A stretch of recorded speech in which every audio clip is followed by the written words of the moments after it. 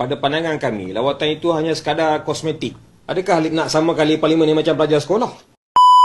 Umum mengetahui yang Kementerian Perumahan dan Kerajaan Tempatan KPKT sekarang sedang merencana untuk menggubal rang Undang-Undang Pembaharuan Semula Bandar RUUPSB atau dalam bahasa Inggerisnya dikenali sebagai Urban Renewal Act URA. Kita pun tahu macam-macam perkara yang dibangkitkan khususnya dari pihak pembangkang lah, macam-macam pertikaian yang mereka suarakan. Jadi, atas dasar tanggungjawab, Menteri KPKT Ngah Koming sendiri telah mempelawa semua ahli parlimen termasuklah wakil rakyat pembangkang untuk bersama-sama kementerian melawat kawasan bandar yang daif dan uzur serta mengkaji kejayaan projek-projek pembaharuan semula yang telah dilaksanakan. Tinjauan juga dilakukan ke beberapa flat yang uzur bagi menilai keadaan semasa dan mengenal pasti isu-isu setempat yang dihadapi penduduk lah. Jadi kat situ, MP-MP bolehlah nampak sendiri projek pembaharuan semula bandar yang berjaya di mana flat-flat lama telah dibangunkan semula menjadi kawasan kediaman moden, selesa dan berdaya huni. Mahupun yang sebaliknya. Tapi macam biasalah, pembangkang dengan sifat pembangkangnya tak dapat dipisahkan. Orang dah ajak, siap bagi jemputan khas untuk melawat dan membela nasib-nasib rakyat, seorang pun tak munculkan diri mereka. Untuk makluman rakan-rakan media, saya telah mengeluarkan jemputan khas kepada seluruh ahli-ahli parlimen pembangkang PN.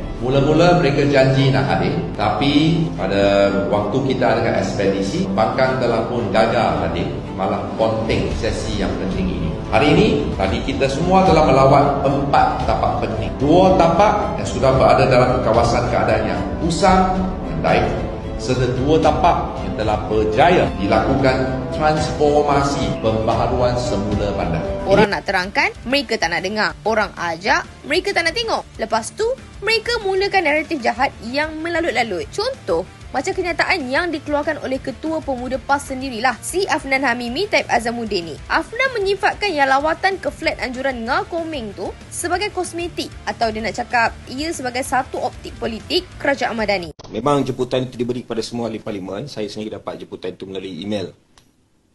Kita buat pendirian untuk tidak bersama dalam lawatan itu kerana pada pandangan kami, lawatan itu hanya sekadar kosmetik. Tak cukup dengan tu, dikatanya pula lawatan flat tu seolah-olah kerajaan nak samakan ahli parlimen dengan budak sekolah. Malah, dengan nada yang penuh angkuh juga, dia mempertikai usaha kerajaan dalam menyelami nasib penduduk-penduduk flat. Nak cerita bangunan yang usang, yang buruk, yang teruk.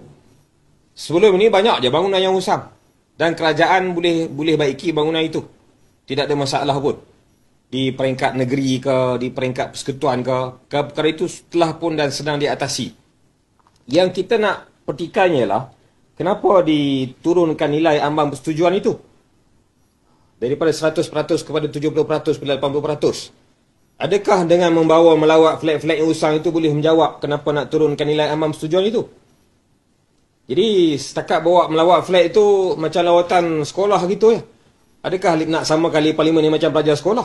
Kenapa tak bawa melawat tempat-tempat yang lebih noen, yang lebih teruk? Kenapa tak bawa melawat kampung-kampung yang lebih memerlukan kepada pembangunan?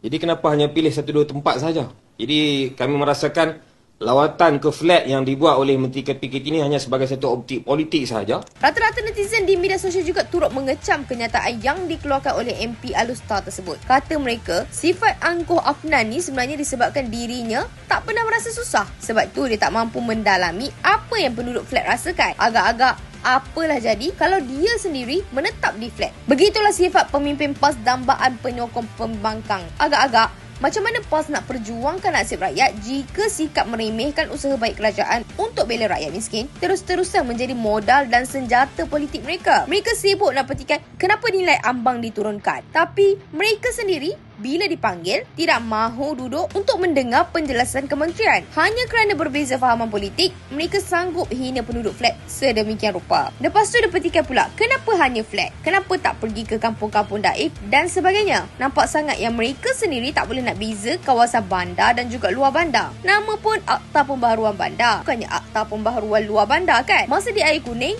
melawat babi pun mereka sanggup. Habis JPRK, orang ajak untuk sama-sama berkhidmat, melawat flat macam ni, bukan main lagi mereka merentan. Jelas sungguh hipokrasi mereka ni kan.